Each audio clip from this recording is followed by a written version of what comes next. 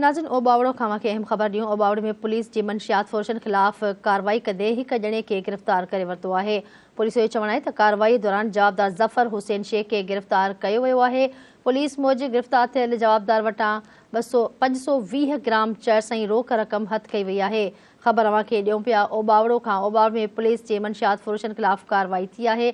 कार्रवाई कंदे पुलिस हिक ॼणे खे गिरफ़्तार करे वरितो आहे।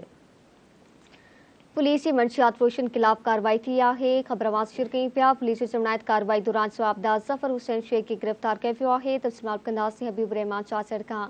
जी हबीब रहमान, कार्रवाई बाबति आगाह कजो।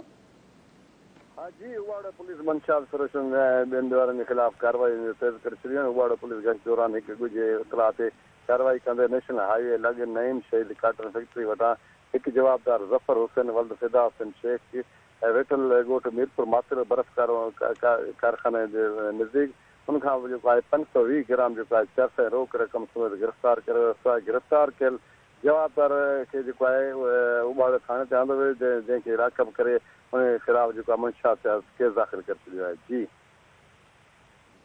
महिरबानी हबीब रहमान आगाह करण लाइ।